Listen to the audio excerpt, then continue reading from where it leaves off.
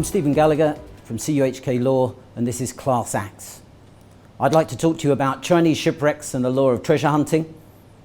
And I just wanted to start by saying, it's often been said that the first boat that was ever launched probably sank. But what's not often said is that people probably tried to save that boat. And if there was something of value on it, they probably tried to recover that as well. And humankind has always tried to recover things of value from the oceans.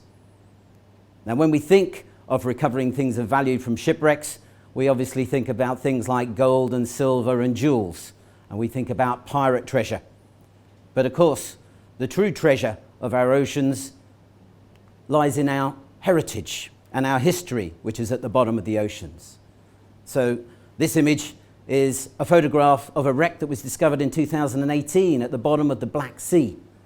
It's the oldest intact shipwreck ever discovered, 2,400 years old, and of course its value is in all the information it gives us about shipbuilding techniques, life aboard ship, what was carried on the ships, the trade between different peoples at that time.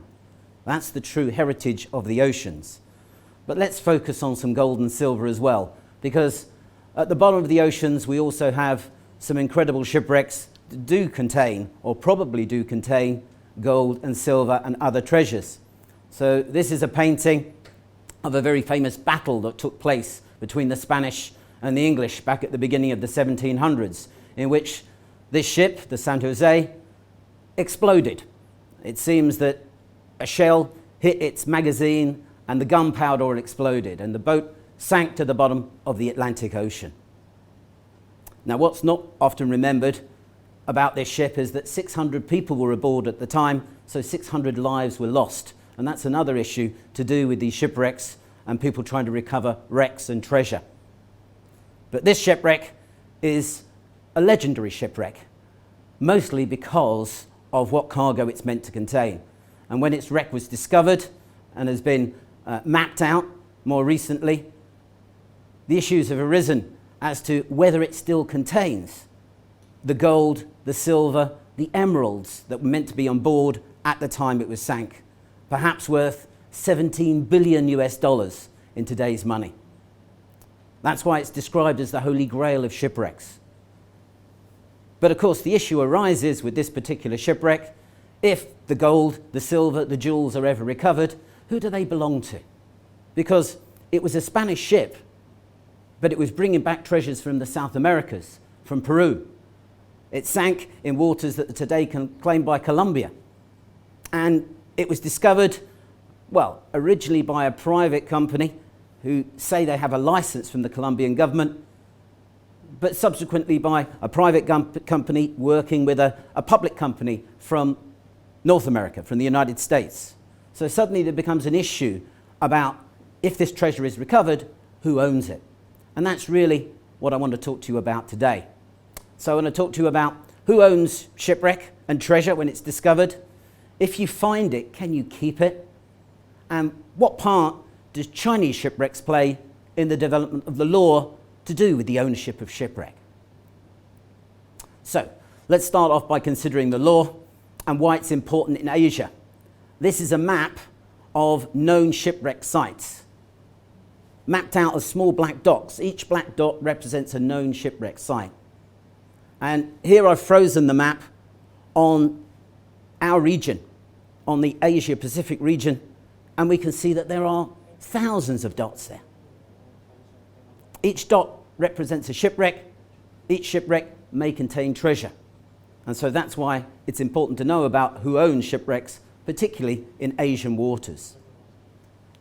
The law itself about the ownership of shipwreck and the treasures on board has traditionally been the law of salvage.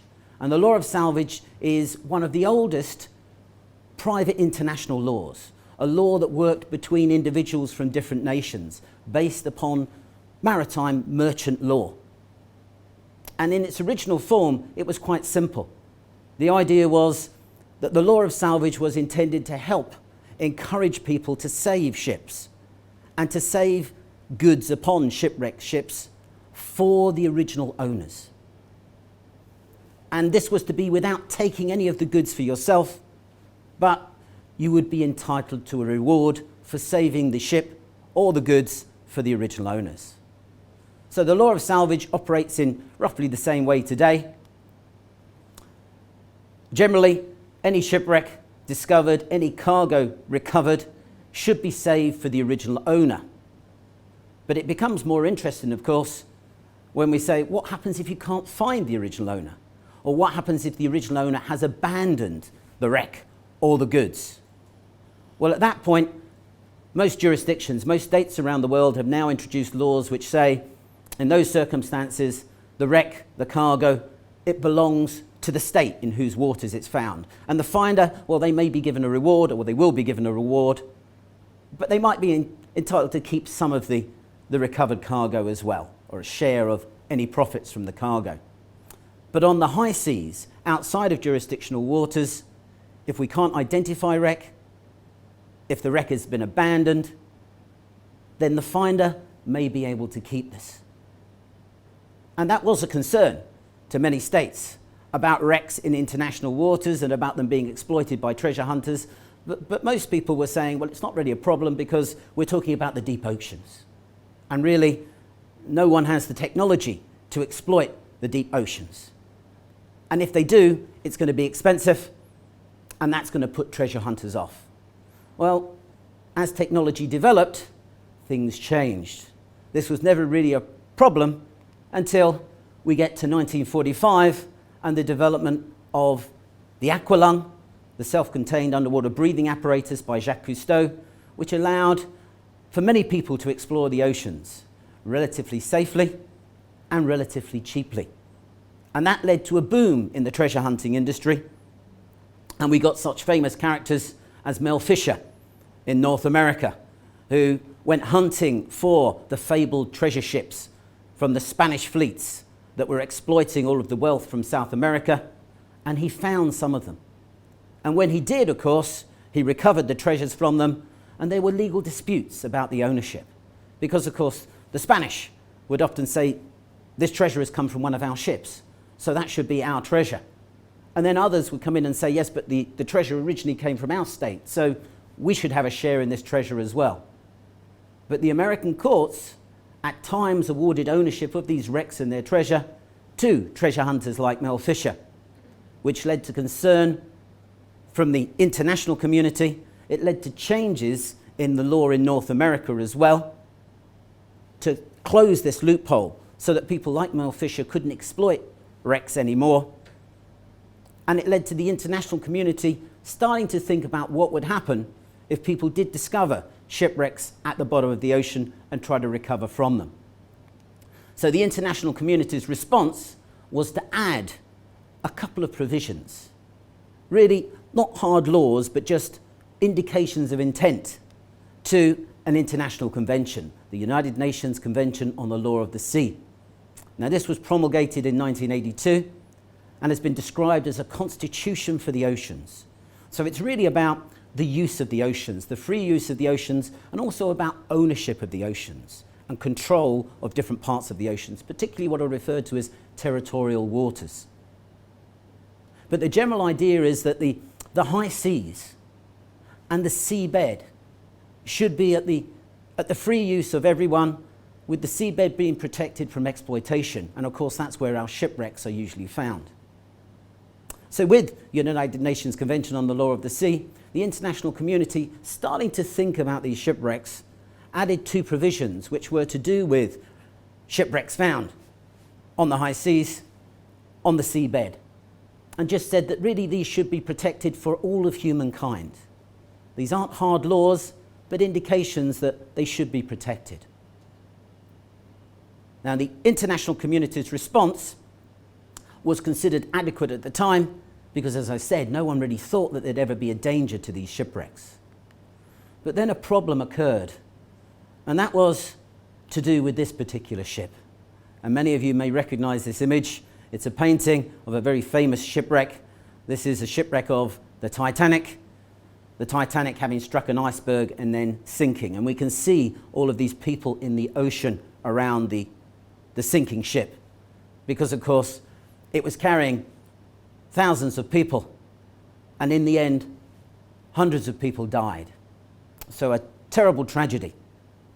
Now, the wreck of the Titanic was thought to lie somewhere at the bottom of the North Atlantic, and people weren't really worried about it ever being discovered or ever being disturbed because it would be so deep, and the technology was not thought to be advanced enough to actually find it.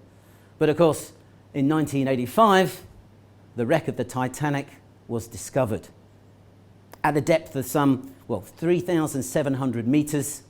So that's nearly 4 kilometers, about 2 miles deep. And not only was it discovered, it was filmed and items were recovered from it. And of course, that made the international community start to think that perhaps we need to do something, an international response to protect such wrecks. At the same time, because of the tightening up of laws in jurisdictions like the Americas and in Europe, treasure hunting activities shifted their focus.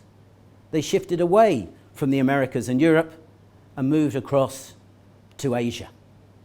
And that's why we have to now consider Chinese shipwrecks and their part in the development of the law, particularly domestic laws around Asia and also, of course, international laws as well.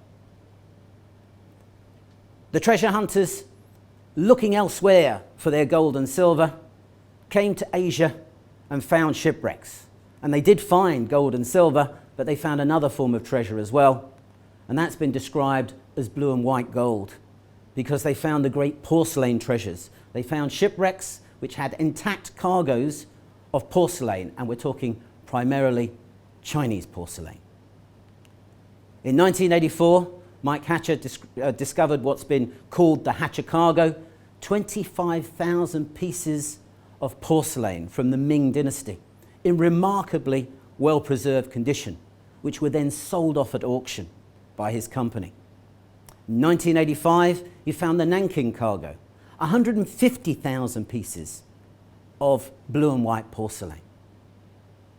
And probably one of his most famous discoveries was that in 1999, when he discovered the wreck of the Texing. From this, he recovered some 360,000 items, and again, these were sold off at auctions. The importance of these wrecks, the importance that's often overlooked, but we know more about with regard to the Texing, is of course the human tragedy that's associated with these wrecks. For the Texing, it's a relatively recent wreck. It only sank about 200 years ago, and we have quite a lot of records about the sinking and even about those who may have been aboard, because about 1,800 people were on board the Texing when it sank, and 1,600 lives were lost. That's why it's sometimes been described as China's Titanic. The selling off of this porcelain by Mike Hatcher and by others attracted a lot of attention from China. And China's response was promoted by, there is a story that Chinese officials contacted Mike Hatcher when he discovered the Nanking cargo, when they heard it was to be sold off at auction. And they asked him that because this was a wreck containing Chinese porcelain, would he give them some of the Chinese porcelain for their museums? And Mike Hatcher's response was, you can go to Amsterdam, you can go to the auctions, and you can buy it for yourself. Now that's the story, and the story continues that the Chinese officials went to Amsterdam and tried to buy things at the auction, but they didn't have enough money to actually buy any of this porcelain and take it back to China. Because China, of course, wasn't the economic powerhouse that it is today. And that, of course, infuriated the Chinese. And the Chinese government's response was to bring into force probably the strictest laws protecting underwater cultural heritage, or underwater cultural relics as they described it, anywhere in the world. And also to promote a policy of celebrating their underwater cultural heritage. So in 1989, we get regulations to do with the protection of underwater cultural relics. These are based upon the United Nations Convention on the Law of the Sea. They use the jurisdiction that are identified there, but they are more far-reaching than possibly any other laws for any other nation. These laws assert ownership over any shipwrecks in Chinese waters, whether or not they are Chinese.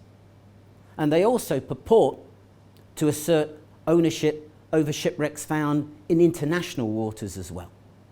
So, an assertion and probably an indication of intention on the part of the Chinese government. Apart from the new laws, China adopted a new policy and invested heavily in trying to identify and protect its underwater cultural heritage and celebrate it as well. And probably the most famous case of this is the wreck of the Nanhai No. 1, a 1,000-year-old shipwreck which possibly contains 80,000 items found at the bottom of the ocean. And China took the remarkable step of deciding not to excavate these items from the wreck on the seabed, but to actually just take the seabed and raise the whole seabed and bring it to land, drag it up onto land, and then build a museum around that, and then excavate the relics underwater in the museum. A huge task, a colossal expenditure, and a sign of the commitment that China's got to its underwater cultural heritage today. The museum, the Maritime Silk Route Museum, becomes the first point on a maritime silk route that China is trying to map out at present to indicate its long seafaring traditions and its long trading history with many nations around the world.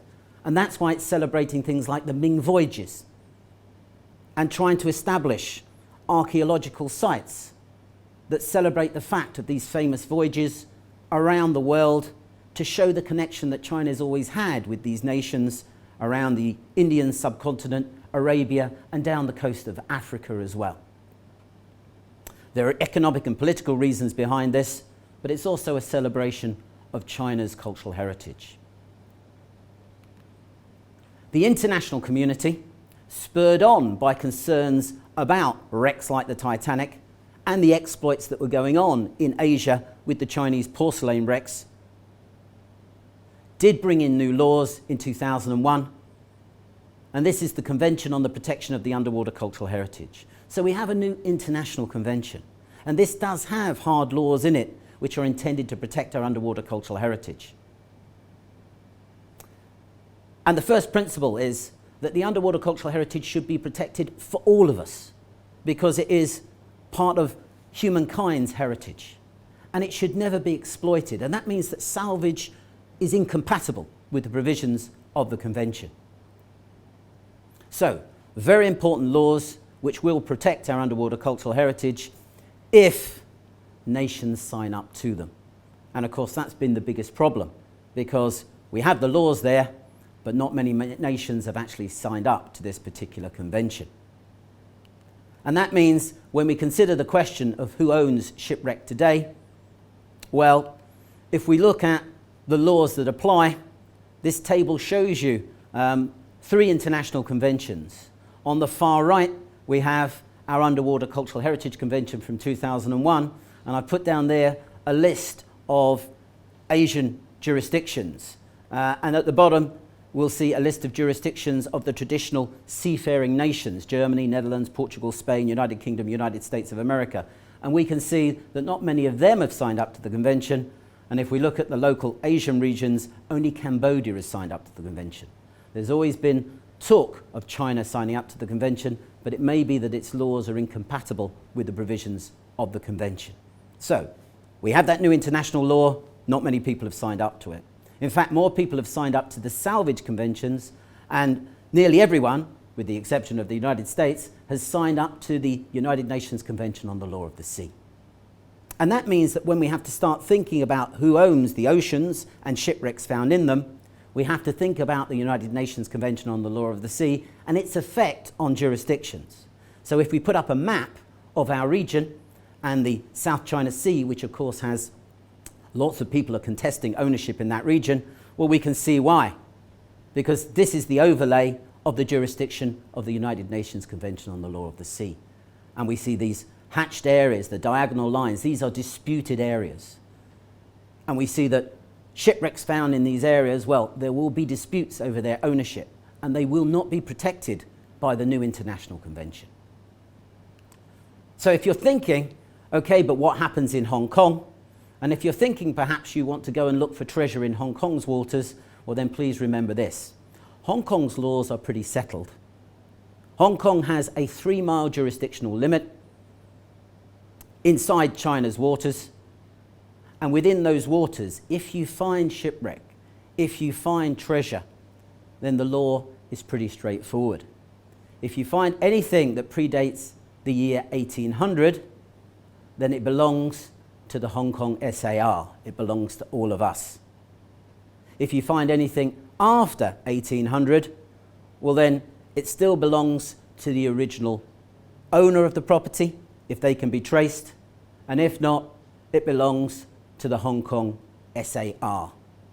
Now, if you do find something, please don't take it. Please notify officials, probably the Hong Kong Maritime Museum. It's a great museum, and they coordinate things to do with this. And you may be entitled to a reward, but please don't take it. Thank you very much, and now I'll take some questions. Okay, I've got a first question up. If the finders can keep the treasures they found at sea, can the pirates sink a ship, then find the wrecked ship later and claim ownership of the treasures? Well, first of all, they shouldn't sink any ships, of course. You know, piracy is one of those few crimes that the international community agree on. It is a crime. So, no, they shouldn't be sinking any ships. And of course, we've already said that if a ship is sunk today, then the original owners of the ship, of the cargo on board, remain the owners. And if someone does recover that ship or the cargo, well, then they'll be entitled to a reward, but they can't keep the property. Second question, as you mentioned in the talk, the treasure found in the shipwrecks are also historical heritage. What can governments do to rescue their underwater cultural heritage if the relating laws are not yet in place? Well, that's one of the big issues. I mean, most jurisdictions, particularly in Asia now, have laws which are intended to protect their underwater cultural heritage. So in Hong Kong, we have our Antiquities and Monuments Ordinance, which applies to the land and to heritage found underwater as well. But the big problem we have in Asia is in many of these jurisdictions, even if there are laws, they're not enforced.